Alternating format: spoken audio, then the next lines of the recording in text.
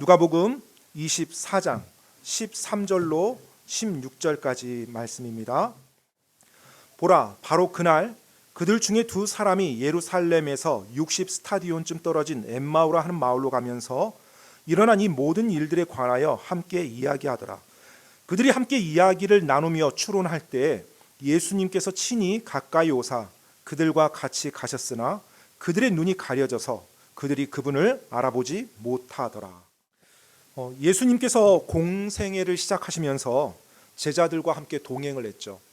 약 3년 정도 이제 그와 같은 시간들을 보내셨는데, 그 제자들과 동행하면서 예수님께서는 제자들에게 예수님이 십자가에 달려 죽으신다는 것, 그리고 죽은 이후에 다시 부활하신다는 말씀을 여러 번 해주셨어요. 혹시 여러분 성경 말씀 읽으시면서 예수님께서 제자들에게 내가 고난을 당하고 죽임당하고 부활할 것이다라고 제자들에게 해줬던 말씀을 보셨나요? 네, 가끔은 그리스도인들도 열심히 성경은 몇 번 읽는데 예수님이 살아계셨을 때 그런 말씀 해주셨어? 이런 분들도 계시거든요. 저도 사실은 성경을 처음 이렇게 접하고 읽을 때 그런 내용 안 들어왔거든요. 구원받고 예수님 믿었음에도 불구하고 나중에 이제 시간이 지나면서 예수님이 이런 말씀 해주셨구나 들어왔는데, 여러분은 어떠신지 제가 궁금해졌습니다. 겟세마네 동산에 예수님께서 마지막 이제 기도하러 가실 때조차도 예수님께서 제자들에게 예수님이 부활할 거라는 얘기 해주셨거든요. 그런데 이 제자들은 그 말씀이 들어오지 않았던 거예요.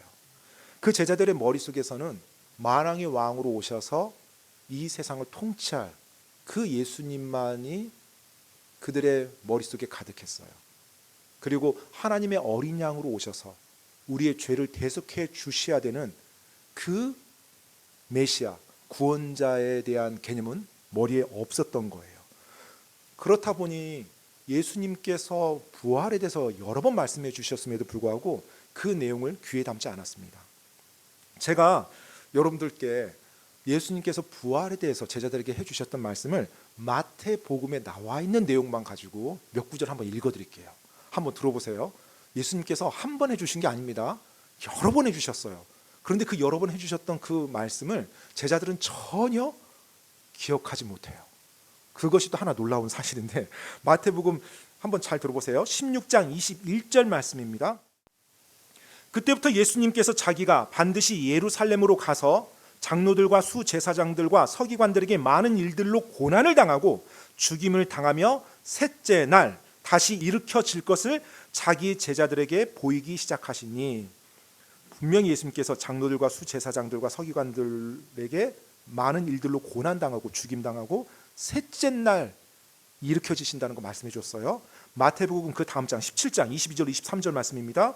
그들이 갈릴리에 거할 때 예수님께서 그들에게 이르시되 사람의 아들이 배반을 당해 사람들의 손에 넘어가 그들에게 죽임을 당하고 셋째 날 다시 일으켜지리라 하시니 그들이 심히 근심하더라. 지금 17장에서 보니까 예수님이 다시 죽임을 당하고 셋째 날 일으켜진다고 말씀했어요. 그 말을 듣고 제자들이 근심으로 표현하기까지 했습니다. 또 마태복음 20장 말씀이에요. 20장 18절로 19절 말씀입니다. 보라, 우리가 예루살렘으로 올라가노니 사람의 아들이 배반을 당해 수제사장들과 서기관들에게 넘겨지매 그들이 그를 정죄하여 죽게 하고 이방인들에게 그를 넘겨주어 조롱하고 채찍질하고 십자가에 못 박게 할 것이요 셋째 날에 그가 다시 일어나리라 하시니라. 자, 다시 또 예수님께서 말씀하셨습니다. 이번엔 조롱하고 채찍질하고 십자가에 못 박게 한다 했어요. 수제사장들과 서기관들이 이방인들에게 예수님을 넘겨줘서. 그리고 셋째 날 예수님이 다시 일어나신다고 하셨습니다. 마태복음 26장 말씀 또 한 구절 읽어드릴게요. 31절로 32절입니다. 이제 겟세마네 가는 길이에요. 그 길에서 예수님이 말씀해 주신 거예요. 십자가 달리시기 바로 전입니다. 그때 예수님께서 그들에게 이르시되 이 밤에 너희가 다 나로 인해 걸려 넘어지리라. 기록된 바 내가 목자를 치리니 양떼의 양들이 널리 흩어지리라 하였느니라. 그러나 내가 다시 일어난 뒤에 너희보다 먼저 갈릴리로 가리라 하시니.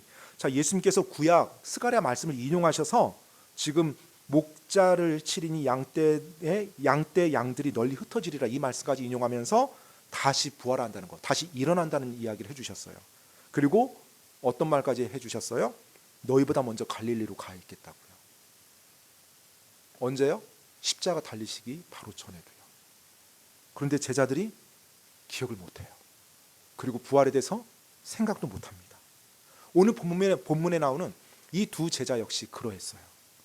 누가복음 24장 13절로 14절 말씀 제가 읽어드리겠습니다. 오늘 본문 말씀입니다. 보라, 바로 그날 그들 중에 두 사람이 예루살렘에서 60 스타디온쯤 떨어진 엠마오라 하는 마을로 가면서 일어난 이 모든 일들에 관하여 함께 이야기하더라. 자, 13절이 보라, 바로 그날 하면서 시작이 돼요. 바로 그날이 어떤 날이에요? 예수님이 부활하신 날이에요. 지금 이 24장 시작하면서 부활의 아침이 기록되어 있거든요. 막달라 마리아를 비롯해서 여러 여인들이 빈 무덤을 보았어요. 또 베드로와 요한이 빈 무덤을 보고 예수님이 부활했다는 말을 제자들에게 건넨 거예요. 바로 그날이에요. 그날 그들 중에 두 사람이, 자 여기서 이제 그들 중에 두 사람인데 이 그들이 앞에 9절 10절에 나온 그들이에요. 사도들과 제자들입니다. 그런데 이 사도들과 제자들이 지금 어떤 상태냐면 여인들로부터 예수님이 부활했다는 소식을 들었어요. 그런데 그것을 근거 없는 이야기로 생각하고 그 말을 믿지 않았어요. 그 11사도와 제자들이 그들이에요. 근데 그들 중에 두 사람이 예루살렘에서 60 스타디온쯤 떨어진 엠마오라 하는 마을로 갔대요. 자, 60 스타디온이면 약 11km 정도 되는 거리예요. 그러니까 한 2시간, 뭐 천천히 걸으면 한 3시간 정도 되는 거리겠죠. 그 거리를 걷는 거예요. 어디를 향해서? 엠마오를 향해서. 그런데 방금 여러분 겟세마네 동산에서 예수님께서 무슨 말씀하셨어요? 갈릴리에 가 있겠다고 했잖아요. 그러면 예수님이 부활하셨다라는 것을 믿는다면 이 제자들이 어디를 향해야 돼요? 갈릴리를 향해야 되죠. 근데 지금 이 두 제자는 어디를 향했어요? 엠마오를 향했어요. 엠마오는 지금 이들이 있는 예루살렘에서 서쪽이에요. 그러니까 지중해 쪽으로 가 있어요. 서북 쪽인데 거의 서쪽이라고 봐야 돼요. 갈릴리는 그대로 북쪽이에요. 한참 위쪽이에요. 그러니까 이들이 지금 북쪽을 향해서 가야 되는데 서쪽을 향해서 가는 거예요. 그러면 이들이 예수님의 부활을 믿었다는 거예요? 안 믿었다는 거예요? 안 믿었다는 거예요. 예수님이 그렇게 살아계셨을 때 말씀해 주셨고 십자가 달리시기 전에도 말씀해 주셨고 부활의 아침에 빈 무덤을 보았던 그 여인들의 증언을 들었음에도 불구하고 또 그 사도들 중에 두 사람 베드로와 요한이 빈 무덤을 보고 왔음에도 불구하고 이 제자는 안 믿었어요. 마태복음 28장 7절로 8절 말씀 제가 한번 읽어드리겠습니다. 또 속히 가서 그분의 제자들에게 그분께서 죽은 자들로부터 일어나셨다고 고하라. 보라, 그분께서 너희보다 먼저 갈릴리로 가시나니 너희가 거기서 그분을 보리라. 보라, 내가 너에게 말하였느니라 하므로. 마태복음 28장 7절로 8절 말씀은 방금 그날 사건입니다. 우리가 누가복음 24장에서 말했던 그날 부활의 아침 사건이에요. 여인들이 빈 무덤을 보았을 때 천사가 나타나서 여인들에게 해줬던 말씀이에요. 천사가 나타나서 여인들에게 해줬던 말씀에도 뭐가 들어있었어요? 갈릴리로 가실 거라고, 너희가 거기서 그분 볼 거라고. 그래서 막달라 마리아와 다른 마리아 세 여인이 와서 제자들과 사도들에게 말했겠죠. 갈릴리에 예수님께서 가 계신다고 했다. 그 말을 이 두 제자는 들었던 사람들입니다. 그런데 안 믿었죠. 그리고 엠마오를 향해 갔습니다. 엠마오를 향해 가면서 이 둘이서 이제 이야기를 하면서 가요. 15절로 16절입니다. 누가복음 24장 15절로 16절. 그들이 함께 이야기를 나누며 추론할 때 예수님께서 친히 가까이 오사 그들과 같이 가셨으나 그들의 눈이 가려져서 그들이 그분을 알아보지 못하더라. 그들이 이제 약 한 11km 되는 그 거리를 걸어갑니다. 걸어가면서 어떻게 가요? 함께 이야기를 나눠요. 그리고 추론한다고 했어요. 추론. 그러니까 리즌이에요. 리즌. 하나하나씩 따져보면서 가는 거예요. 이들이 뭘 따졌을까요? 예수님에 대한 사건, 십자가 사건, 그리고 그 여인들이 말하는 이 사건들에 대해서 하나씩 따져보면서 가는 거예요. 그런데 그 가는 길에 예수님께서 친히 그들에게 가까이 왔대요. 그리고 그들과 같이 걸어요. 그런데 그들은 그분이 예수님인 줄 몰라요. 왜 모를까요? 일단 눈이 가려졌다고 말을 하는데 그 마가복음에 보면 이 동일한 내용이 두 구절로 요약이 되어 있어요. 근데 마가복음 제가 한번 읽어드리겠습니다. 마가복음 16장 12절 말씀입니다. 그 뒤에 그들 중에 두 사람이 걸어서 시골로 갈 때 그분께서 다른 모습으로 그들에게 나타나시니, 마가복음 16장 12절에서는 두 사람에게 예수님께서 나타나셨는데, 부활한 예수님이 나타나셨는데 다른 모습으로 그들에게 나타났대요. 아마 영화로운 몸을 입고 그 전에 이 땅에 있었던 모습과는 좀 달랐나 봐요. 그래서 제자들이 예수님인지를 몰랐고, 근데 누가복음에서는 눈이 가려졌다고 하니까 그들의 불신으로 인해서 더 예수님을 느끼지 못했을 수 있고요. 자, 이제 예수님께서 그들 곁에 다가가서 그들과 함께 걸으면서 그들에게 묻습니다. 왜 그렇게 슬퍼하냐고. 누가복음 24장으로 다시 돌아와서 17절 말씀입니다. 그분께서 그들에게 이르시되 너희가 걸으면서 서로 주고받는 이것들이 무슨 대화이기에 너희가 슬퍼하느냐 하시니. 자, 예수님이 이제 아직 예수님인지 몰라요, 제자들은. 그러면서 그들에게 다가가서 묻습니다. 무슨 대화를 하길래 너희가 그렇게 슬퍼하느냐. 그러니까 이제 제자들이 대답을 해줘요. 18절로 20절입니다. 그들 중에 한 사람 곧 글로바라는 이름을 가진 자가 그분께 대답하여 이르되 당신은 예루살렘에서 단지 나그네로 있기에 요즘 거기서 일어난 일들을 알지 못하느냐 하므로 그분께서 그들에게 이르시되 무슨 일이냐 하시매 그들이 그분께 이르되 나사렛 예수님에 관한 일들이니라. 그분은 하나님과 온 백성 앞에서 행동과 말에 강력한 대언자이셨는데 수제사장들과 우리의 치리자들이 그분을 넘겨주어 정죄받아 죽게 하고 십자가에 못 박았느니라. 예수님께서 지금 이 두 제자, 글로바와 다른 한 제자에게 물어봐요. 무슨 일이냐고요. 그 예루살렘에 엄청난 일들이 일어난 한가운데 계셨던 분이 무슨 일인데 하고 물어봐요. 예수님께서 왜 물어보셨을까요? 예수님께서 이미 다 알고 계시고 이 두 제자보다 훨씬 더 정확히 알고 계시는데 왜 모른 척하면서 물어봤을까요? 위대한 교사는요, 학생들이 무엇을 알고 있고 무엇을 모르고 있는지를 도와주는 사람입니다. 그래서 그 학생이 자기가 무엇을 모르는지를 깨닫고 이것을 내가 알아야 된다는 거, 그리고 그것에 대한 도움을 받아야 된다는 것을 이끌어주는 분이에요. 우리 예수님은 이제까지 있었던 인류 역사상 가장 위대한 교사거든요. 그 제자들에게 지금 그들이 무엇을 모르고 있는지, 또 그들의 문제가 무엇인지를 가르쳐주고자 하신 겁니다.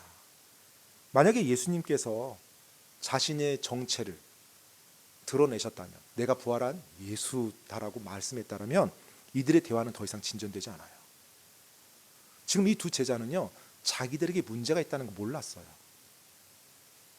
그러니까 추론까지 했잖아요. 얼마나 이성적이고 합리적이고 논리적인지 자기들끼리 딱 얘기하면서 그렇지 하면서 아마 그렇게 갔을 거예요. 자기들이 뭔 문제인지도 모르고. 근데 예수님은 지금 그들이 심각한 문제가 있다는 걸 아세요.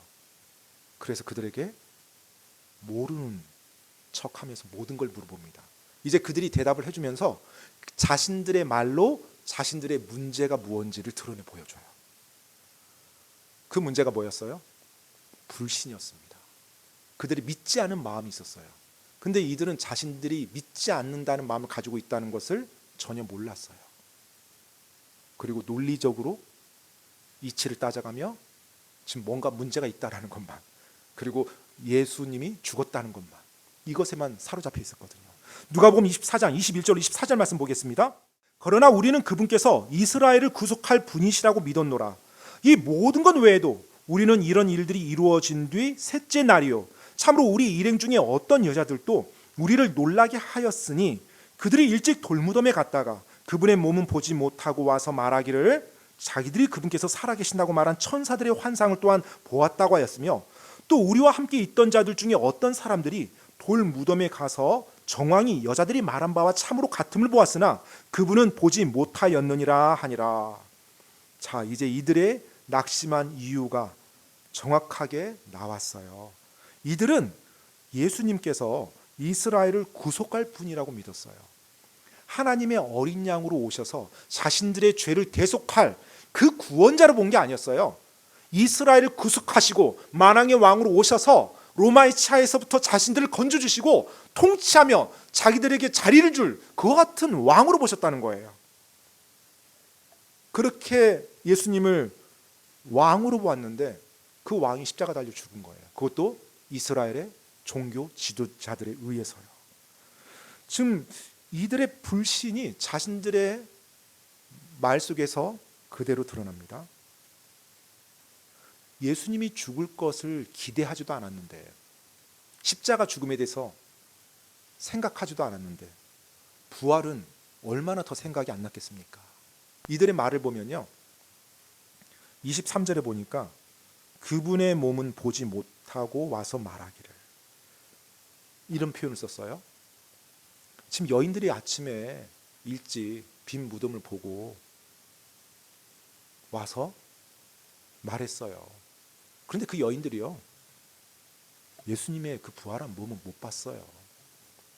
제자들이 또 가서 확인했는데, 지금 이제 베드로와 요한이죠, 그들 또 와서 말하기를 그분은 보지 못했대요. 빈 무덤만 봤대요. 지금 이들의 말의 뉘앙스를 보면요, 지금 그 여인들과 베드로 요한의 그 목격이 확증이 안 되는 거예요. 그리고 자기들의 논리가 맞다는 거예요. 부활한 주님이면 부활한 주님 보여야지.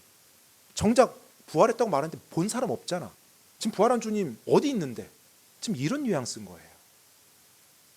예수님이 그 말을 들었을 때 어땠을까요? 저 같으면 부글부글 끓었을 것 같아요. 부글부글 끓어서 내가 지금 여기 있다고 말할 것 같은데, 예수님이 정말로 꼭 참으십니다. 오래 참아주세요.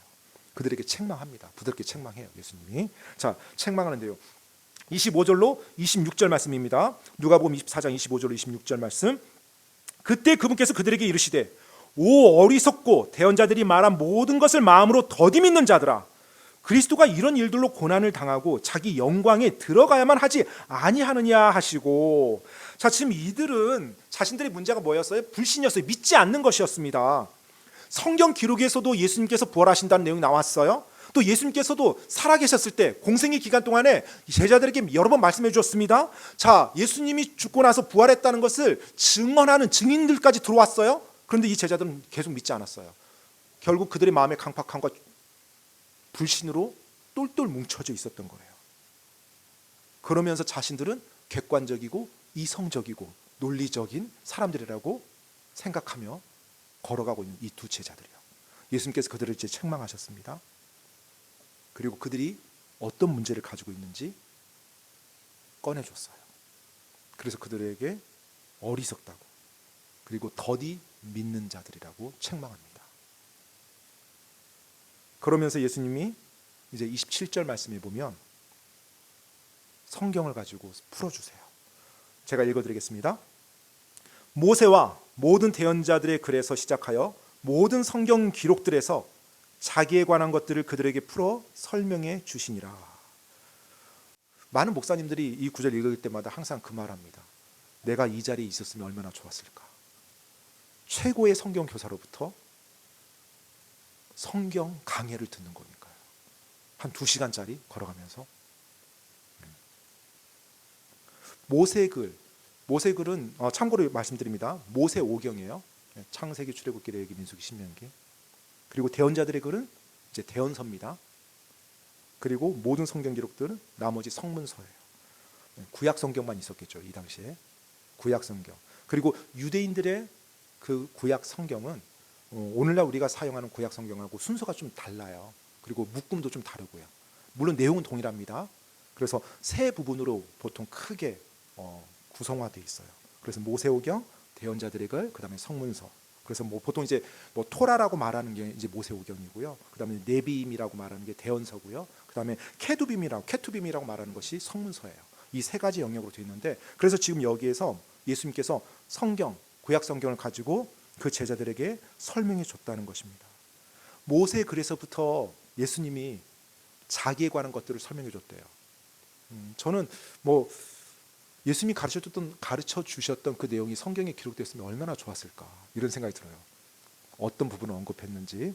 근데 이제 일단 그 부분을 기록해 주진 않았어요. 근데 그 부분 기록해 주지 않았다는 것은 우리가 성경 말씀을 올바르게 보면 우리도 그걸 알 수 있다는 거겠죠. 그러니까 하나님께서 그분의 말씀에 이걸 다시 써주진 않았어요. 분명히 창세기 3장부터 이야기하지 않았을까 생각이 돼요. 여자의 씨에 대한 이야기. 또 아브라함이 이삭을 바쳤을 때 그 순 양으로 대속의 양을 사용했던 거, 뭐 이런 내용들. 또 출애굽기 할 때 유월절 사건이라든지, 그리고 민수기의 녹뱀 사건, 그리고 또 성경에 뭐 욥기, 뭐 시편, 이사야, 뭐 다니엘, 스가랴에 나온 그 예수님의 그 고난과 부활에 대한 이 사건들을 쫙 훑어줬을 것 같아요. 예수님의 그 설명을 듣고 나서 그 두 제자는 그때서야 깨닫습니다. 자기들이 예수님을 잘못 이해했다는 것을. 예수님의 죽음으로 모든 것이 끝났다고 생각했는데, 또 예수님의 죽음으로 모든 소망이 사라졌다고 생각했는데 그것이 아니었던 거예요. 자신들을 죄의 저주로부터 건져주기 위해서 예수님께서 반드시 죽어주셔야만 했고, 그리고 그 예수님이 다시 부활하심으로 자신들을 의롭게 불러줄 수 있었다는 것을 그들이 깨닫습니다. 그리고 그 진리의 말씀을 그들이 이해했을 때 성경에서는 그들의 마음이 뜨거워졌다고 말하고 있어요. 누가복음 24장 32절 말씀 제가 읽어드리겠습니다. 그들이 서로 이르되 그분께서 길에서 우리와 말씀하시고 우리에게 성경 기록들을 열어주실 때 우리 마음이 우리 속에서 뜨겁지 아니하더냐 하고는, 이들이 예수님께서 성경 말씀을 통해서 하나씩 하나씩 풀어줄 때 그 말씀을 들으면서 마음이 뜨거워졌대요. 왜요? 그들 안에 진리가 드디어 깨달아졌거든요. 그들 안에 믿음이 드디어 생겼거든요. 진리의 말씀을 그들이 깨닫고 알았을 때 그들의 절망이, 낙심이 사라지기 시작했어요. 그 진리의 말씀을 그들이 올바르게 알았을 때 차갑고 냉랭했던 마음이 이제 뜨거워지기 시작합니다. 그리고 예수님의 그 십자가 사건이 자신들이 생각했었던 절망과 낭망의 사건이 아니라 바로 소망의 사건이라는 걸 알았어요. 그리고 성경 기록을 통해서, 그것도 구약 성경을 통해서 확증하게 됐던 거예요. 여러분, 예수님께서 지금 이 부분에서 자신의 정체를 드러내지 않고 계속 설명해 줬죠. 그렇죠. 성경 말씀 가지고요. 이 두 제자 눈앞에서는요, 기적이 아직 일어나지 않았어요. 그렇죠. 부활한 예수님인지도 몰랐잖아요. 이 두 제자에겐 지금 뭐만 있었어요? 성경 말씀, 성경 진리만 그들은 들었어요.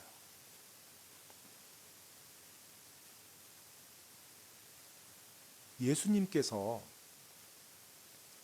왜 제자들에게 자신이 부활했다는 말을 먼저 하지 않고 성경 기록을 가지고 다 설명해 줬을까요? 내가 예수야, 내가 부활한 예수야, 나 믿어, 됐지, 이제부터 의심하지 마, 이러면 끝나잖아요. 이러면 끝나잖아요.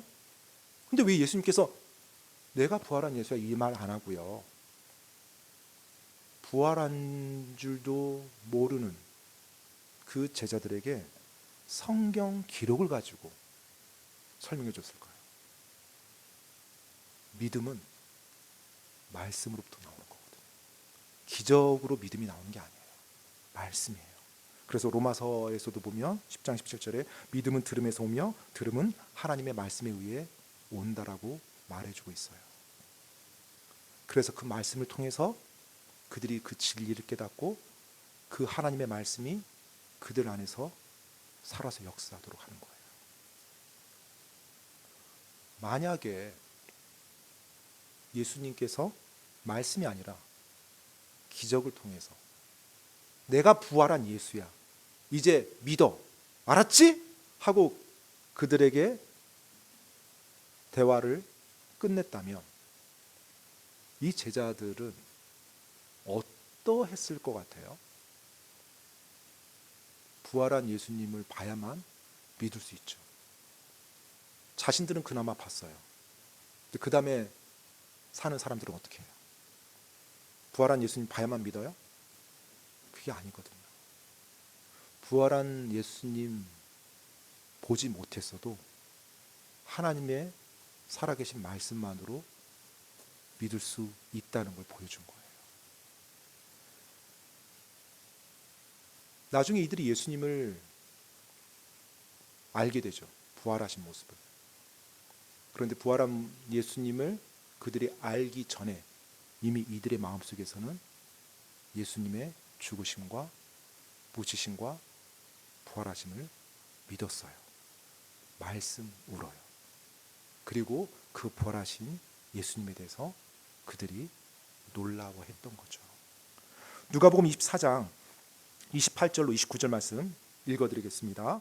그들이 자기들이 가려는 마을에 가까이 왔는데 그분께서는 더 가려는 것 같이 하심으로 그들이 그분께 강권하여 이르되 우리와 함께 머무소서. 날이 저물어가고 낮이 거의 다 지났나이다 하니 그분께서 그들과 함께 묵으러 들어가시니라. 자, 이제 그들이 엠마오 마을, 자기들이 목적했던 곳에 거의 다 도착했었나 봐요. 그런데 예수님께서는 계속 가려고 하시는 거예요.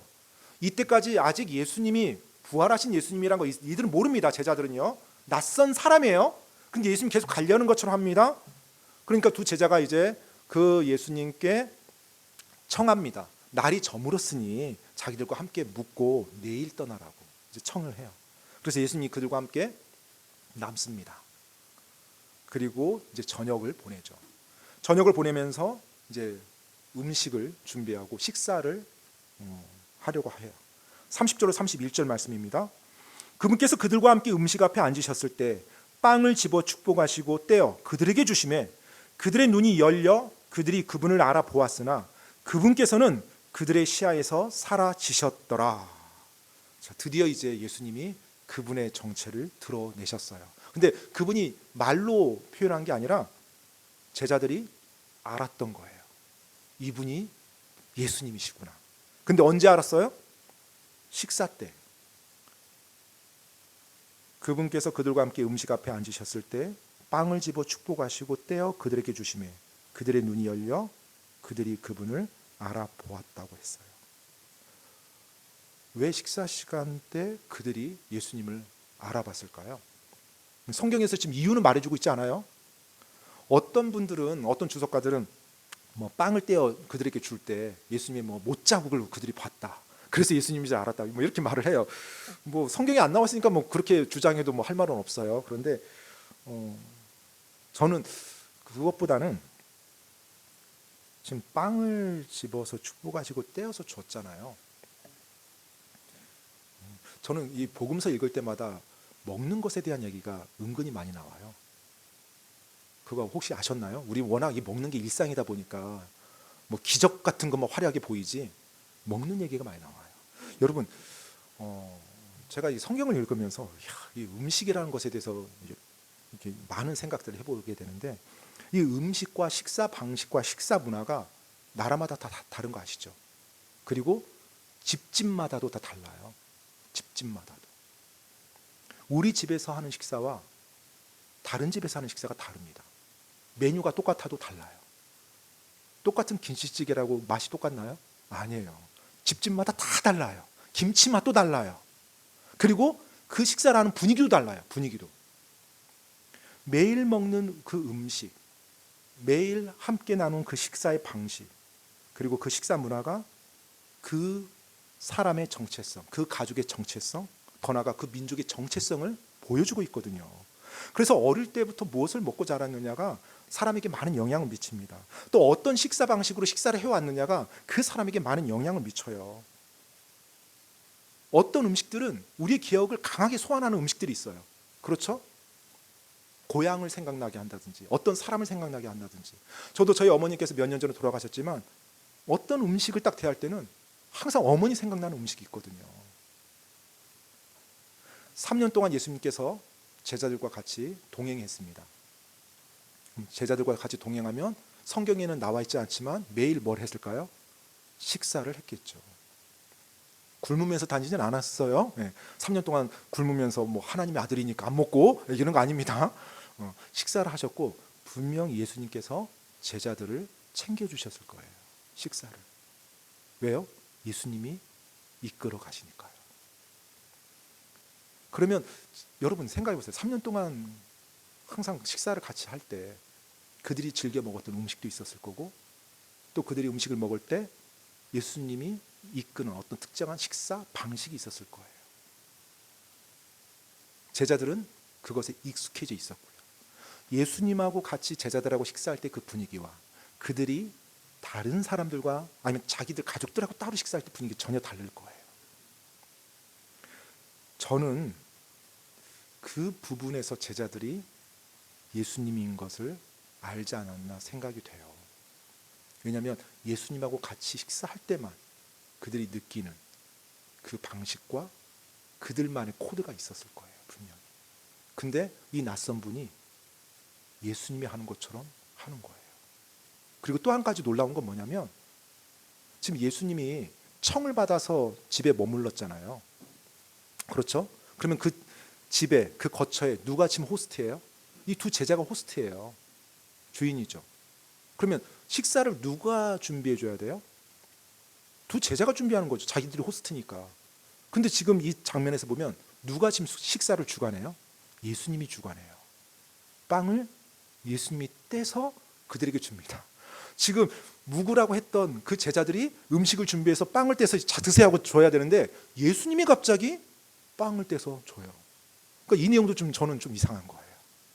분명 이 식사 자리에서 제자들이 예수님과만 교감했던 그 식사에 대해서 이들이 느꼈던 것 같아요. 그래서 예수님이구나 라는 걸 확증했을 거고요.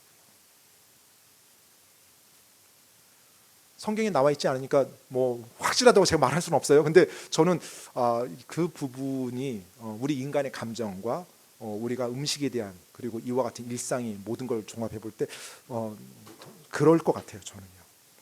자, 그렇게 예수님이구나라는 것을 안 순간 예수님이 어떻게 되셨어요? 시야에서 사라지셨어요. 자, 시야에서 사라졌지만 제자들은 자신들이 환상, 헛것을 봤다고 생각하지 않았어요. 예수님의 부활에 대해서 이제 완전히 믿었거든요. 그리고 그 부활에 대해서 올바르게 이해했거든요.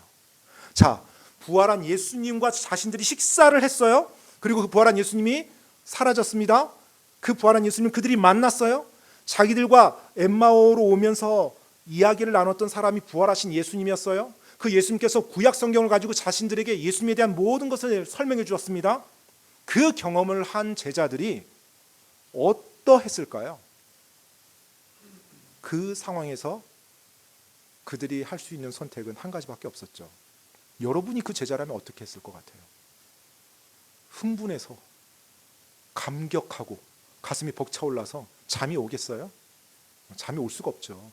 내가 믿었던 그 예수님이 부활하신 하나님인데, 그리고 지금 그 부활하신 하나님을 받고 구약 성경에서 예언했던, 또 살아계실 때 말씀해 줬던, 그리고 증인들이 있었던, 그리고 그 부활하신 예수님을 자기들이 직접 만나서 함께 시간을 보냈던 그 경험을 했는데 어떻게 잠이 오겠어요? 그들이 할 수 있는 거라고는 다시 예루살렘으로 돌아가는 거였어요. 방금 이들이 예수님께 왜 머물라고 했어요? 저녁 때 되었으니까 자고 가라고 머물라고 했죠. 자, 이들이 예루살렘으로 다시 돌아갈 때 더 시간이 어두워졌겠죠. 이제 식사까지 하고 캄캄해졌겠죠. 분명히 피곤했을 거예요. 그리고 불편했을 거고요. 그리고 안전도 문제가 있었을 거예요. 당시 뭐 가로등이 있었던 것도 아닐 거고 그 시골길을 다시 밤에 가야 되니까. 그런데 지금 이들에겐 그게 문제가 아니에요. 부활한 예수님 자기들이 봤거든요. 부활한 예수님 지금 자기들이 경험했거든요. 그래서 그 순간 자리를 박차고 일어나서 다시 예루살렘으로 그 밤에 떠납니다.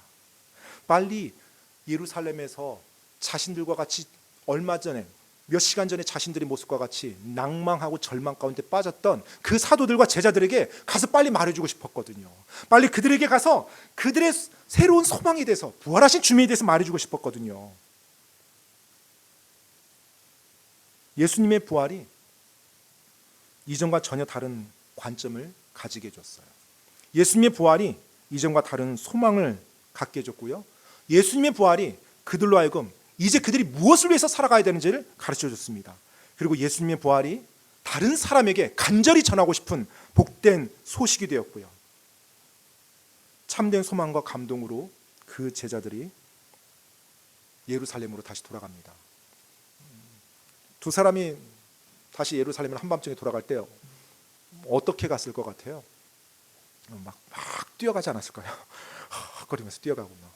그리고 한밤중에 막 소리 지르고 예수님이 살아나셨어 막 하면서, 그 예수님, 내 생명이신 예수님, 그 부활하신 예수님, 얼마나 가슴이 벅차고 올랐을까요? 단지 어떤 스승이나 어떤 교사가 아니라 살아계신 하나님이셨는데요.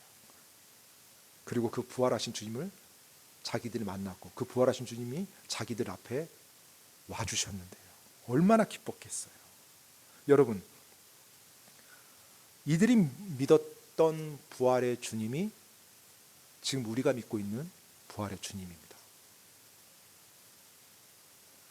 그러면 이 질문을 드릴게요. 주님을 믿는 우리의 모습은 어떤가요? 엠마오 마을로 가는 제자의 모습인가요? 아니면 예루살렘으로 다시 돌아가는 제자의 모습인가요? 예수님의 부활을 우리가 올바르게 이해하고 믿을 때 우리의 모습 속에 예루살렘으로 다시 돌아가는 제자의 모습이 있어야 됩니다. 어떤 모습이에요? 감사하는 모습이죠. 그리고 감동하고, 그리고 부활의 주님을 사람들에게 빨리 알리고 싶어하는 그 마음이요. 혹 우리 안에 신앙이 냉랭하다면 내 마음과 생각에 부활의 주님이 초점 맞춰져 있지 않다는 얘기예요. 그냥 이 세상의 수많은 것들이 내 생각을 사로잡고 있어요. 그렇기 때문에 내 마음이 뜨거워질 수가 없거든요. 우리 마음이 주님 안에서 영적으로 뜨거워진다는 것은 진리가 내 안에서 역동할 때예요. 내가 그 진리를 알고 그것이 생명이라는 것을 깨달았을 때 내 안에서 뜨거움이 올라옵니다. 그런데 그 진리가 내 안에서 움직이지 못하는 거예요. 왜요? 다른 수많은 생각들이 내 생각과 내 마음을 차지하고 있으니까요.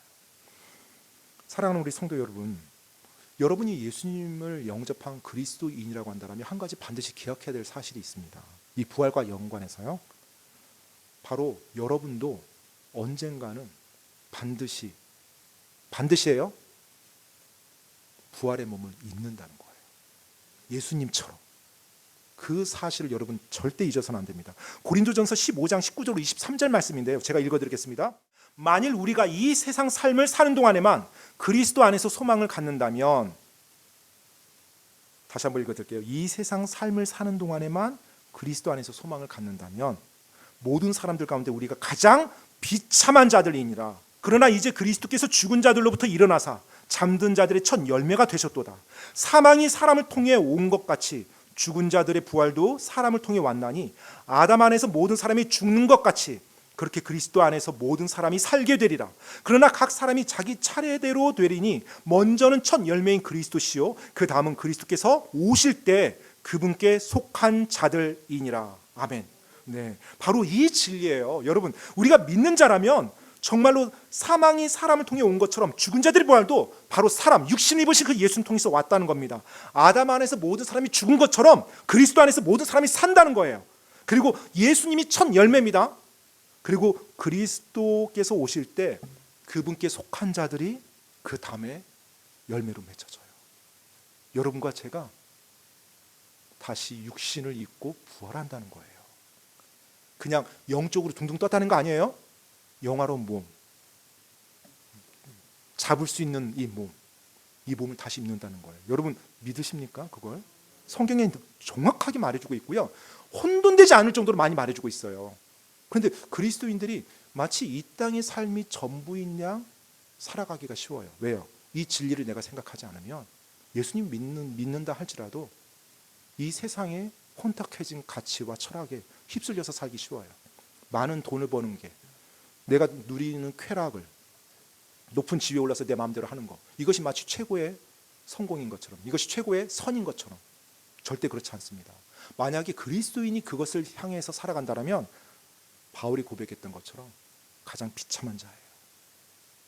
영원한 생명을 가지고 있지만 영원한 생명을 누리지 못하고, 차라리 모르고 살았으면 되는데 알면서도 그렇게 산다면 가장 비참한 자인 것입니다. 구원받았으니까 나중에 부활은 하겠죠. 어떤 모습일까요? 부활했을 때. 그 사랑의 주님 앞에서, 부활하신 주님 앞에서 어떤 모습으로 서 있을까요? 예수님의 부활은 우리가 반드시 기억해야 됩니다. 예수님처럼 예수님을 믿은 자들도 육체로 부활한다는 것을 확증해주고 있는 사건이에요. 누가복음의 마지막 장인 이 24장은 예수님의 부활을 믿은 제자들의 모습이 묘사가 되면서 마무리가 돼요. 누가복음 24장까지 있는데요. 24장 52절 53절 말씀입니다. 그들이 그분께 경배하고 크게 기뻐하며 예루살렘으로 돌아가 계속 성전 안에 있으면서 하나님을 찬양하고 찬송하니라. 아멘 하면서 딱 성경이 누가복음이 마무리가 됩니다. 멋있지 않아요?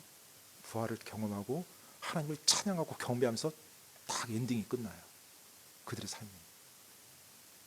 저도 이런 삶이었으면 좋겠습니다. 이 땅을 떠날 때 하나님을 찬송하고 경배하면서 이 땅을 떠나는 것. 왜? 우리 하나님이 그와 같은 찬송과 경배 받으시기에 합당하신 분이거든요. 그리고 그 하나님을, 그 주님을 내가 다시 만날 거거든요. 내 혼으로도 만나고 부활한 몸으로도 그분을 다시 만날 거거든요. 십자가에 달려 죽으신 그 예수님으로 말미암아 이 제자들은 두려워했어요.